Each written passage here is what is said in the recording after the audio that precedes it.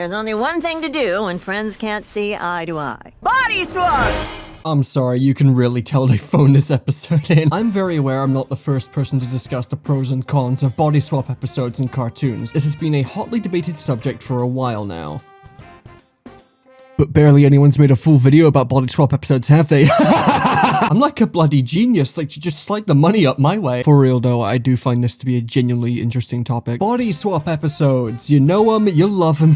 No, you don't. Body swapping is a very common trope in storytelling and has a very large peculiar presence in cartoons for some reason. I guarantee if you name me a cartoon from your childhood, there's a very high chance of it having a body swap episode. Now on the surface, I mean, what's the problem? A lot of cartoons have episodes based around very specific tropes, and a lot of cartoons use the same tropes with their own spin on things. It's not a bad thing to fall back on and rely on the old reliable tropes of fiction if you need somewhere to start. But body swap episodes tend to be some of the most divisive and generally disliked episodes of their respective series, and the trope itself is often seen as boring and lazy these days due to just how quote-unquote overused it is. Now if you ask me, I don't think body swap tropes are overused in the slightest. I think they're used about as much as any other trope you could think of. In fact, I could probably name a few tropes that are used way more than body swapping.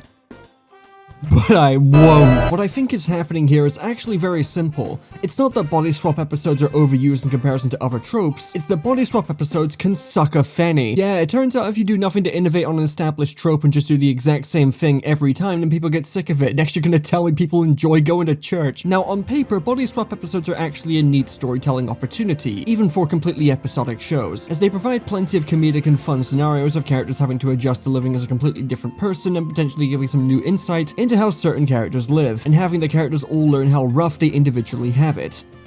The problem is that this is the only f***ing template anyone seems to follow. The problem a lot of body swap episodes face is that they're generally super predictable, and this is because unlike many other tropes that get adopted and used by cartoons, the purpose and general plot of body swap episodes stays the exact same. Whether you're watching the body swap episodes of Kim Possible, that's the wrong image, Kim Possible, Powerpuff Girls, Chowder, Jimmy Neutron, Gravity Falls, Owl House, whatever you're thinking of, which is likely not on topic because of your ADHD. Yes, I know my audience so well, including you, pal. Put down a fucking drawing tablet and tab in, Audrey. These episodes don't have the exact same goals in mind, but they do have a lot in common. Some are done to teach the characters that they all have it rough in their own ways, and that they shouldn't judge someone else's perspective on things too harshly because they don't live their lives. And some just have the characters swap bodies and have to navigate through the trials and tribulations that come with that for no other reason than that being the episode's premise. And the structure is usually one-to-one as well. The characters argue about something, then they get their bodies swapped, they realize just how hard they both have it as they have to adjust to living as completely different people, they acknowledge this fact and apologize, their bodies get swapped back. That's 10 to 20 minutes of your life you won't get back, please. And when there's no moral to the episode, it's just as simple as showing the characters experiencing the ups and downs of another character's life and then switching back by the end. And I won't act like this is an easy trope to innovate with and that this isn't the most ideal story you can get to work with this premise. That's the reason it's so common. But you can't deny that it's gotten so old and stale that whenever an episode of a cartoon features body swapping as the main focus, you can pretty much predict how the entire thing is gonna go, and that's why so many people hate the trope and think it's overused. There's no innovation. You don't necessarily need to innovate on something in order for it to be good, but this specific trope plays out almost the exact same way nearly every time it's used. Even though each show has a different set of characters with their own personality traits and lives, there's barely any differences in the overall structure, plot beats, and or morals if you were to compare Owl House to Kim Possible. Oh, that's the wrong fucking one again.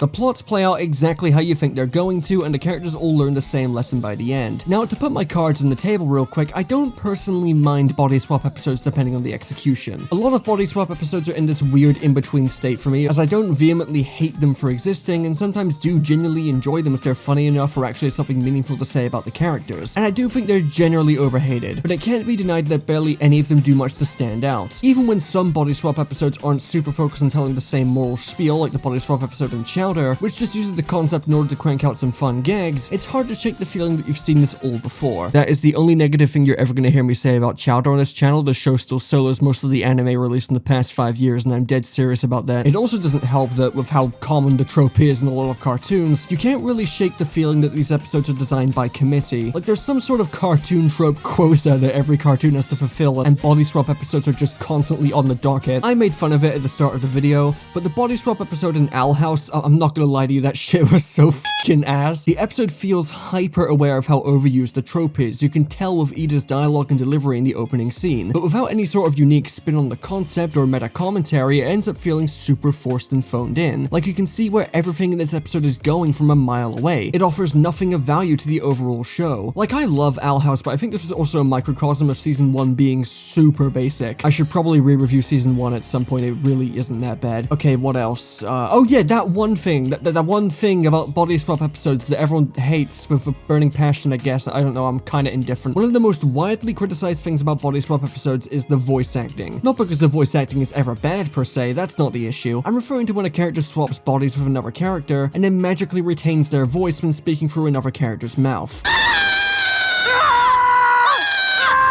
This is an incredibly common thing that happens in pretty much every Bodyswap episode in cartoons with only a couple of exceptions, and a lot of people don't like it. It's not very hard to see why, I guess. Logically speaking, there should be no change in the characters' voices, as that's not how any of it should really work. You're just transferring minds, not voices. And when a character is speaking in another person's voice in universe, it ends up making many scenes of them trying to convince someone they're not the person they appear to be, or conversely, when they're trying to trick someone into thinking they are who they appear to be, feel very silly. Are you gonna dock Mabel points? Jimmy should lose all his points. Uncle Stan!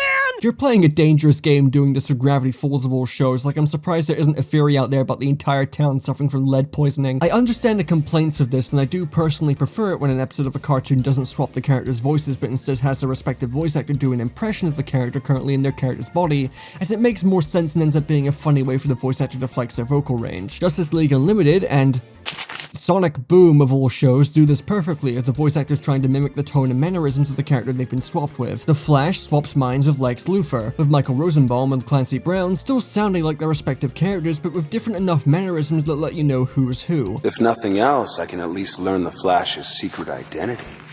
I have no idea who this is. The same thing happens with Sonic and Eggman, with Roger Craig Smith adding some cartoonishly evil inflections into his Sonic voice, and Mike Pollock managing to pull off the exact same teenage whining he does when he sees a Palestinian child. But while I do personally prefer this approach, and I understand the complaints from people who don't like it when the voices of characters swap along with their minds, it's very obviously just done to make the episode less confusing for kids or just people in general if they aren't paying much attention. It's so people have an easier time of keeping track of who's who, and doesn't necessarily have to mean that the characters in universe are hearing a difference in their voices, if you're capable of suspending your disbelief a bit. But I understand it's difficult for some people to do that with Bodyswap episodes because of how distracting the different voices are. Again, there's a reason I prefer the other way of doing things. I think the complaint is a little harsh and I don't really think about it too much, but I won't deny it's often better to just let the voice actors do impressions of who they're supposed to be swapped with, as it often leads to the situations they get involved in being way funnier without raising any boring questions about consistency. But with all of that said, is there any way to approach a Bodyswap episode in a way that's entirely different from how most cartoons use the concept? Well, of course there is, but I think it largely depends on what kind of show you're cramming this trope into.